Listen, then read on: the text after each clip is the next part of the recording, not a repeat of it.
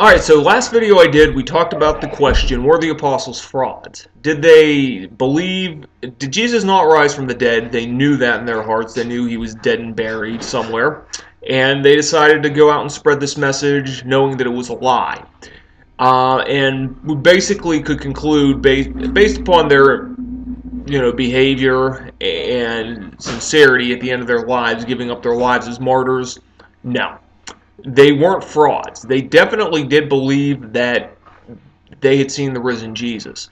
Now, there's a couple possible explanations offered by people who don't believe in the resurrection of why they were sincere and why they thought they saw him, but he actually hadn't risen from the dead. And I'm going to take a look at the two of them. One's a bit more plausible than the other. I'm going to take first a look at the less plausible one, the swoon theory.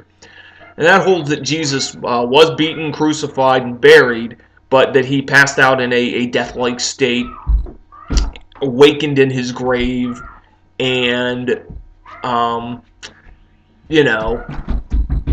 awakened in his grave and went and appeared to his apostles, and they got the impression from this that he had risen from the dead. So those people will acknowledge, the crucifixion. And I once asked a person point blank who did believe this, and frankly, you could tell that she was just desperate in her heart to believe anything but the idea that Jesus is risen from the dead. She was a very, very hate-filled atheist I ran across on Facebook.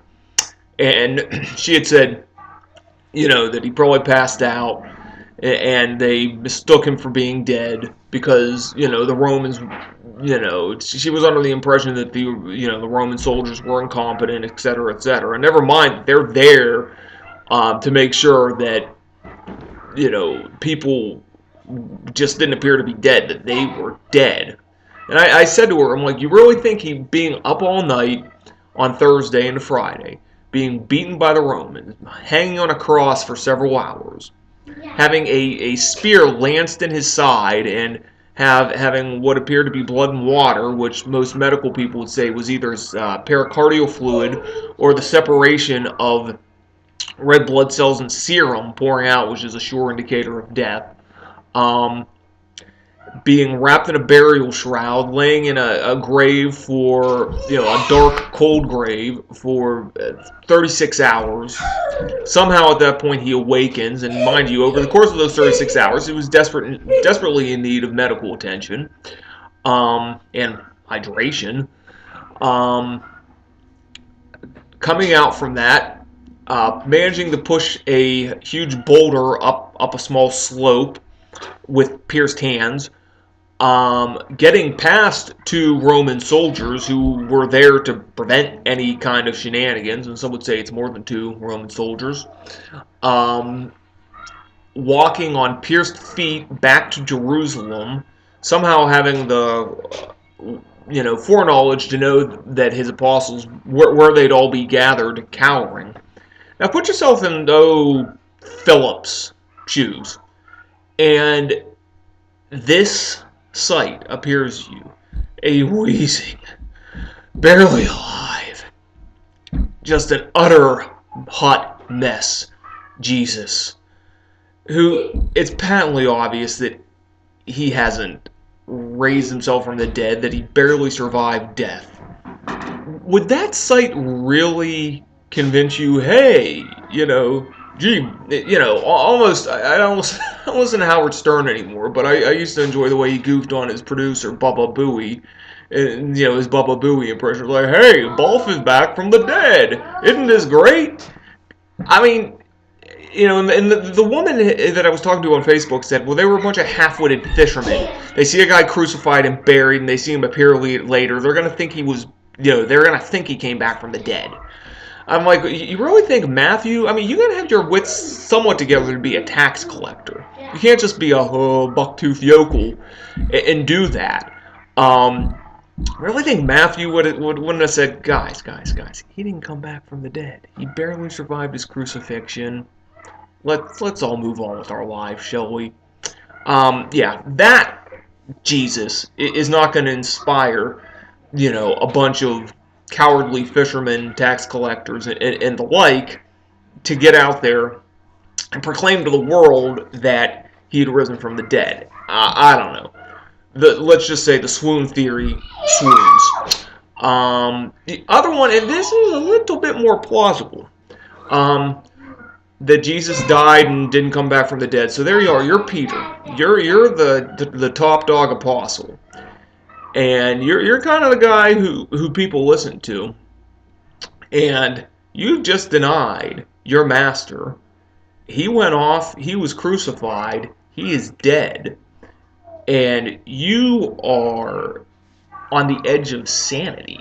What you've devoted your life to for 3 years has been a lie, and on top of it, this good man who they took off to be crucified, who's shown nothing but patience and love for you, you like a coward denied even knowing the man, not once, not twice, but 3 times, and you are nearly ready to crack, and this just guilt induced panic.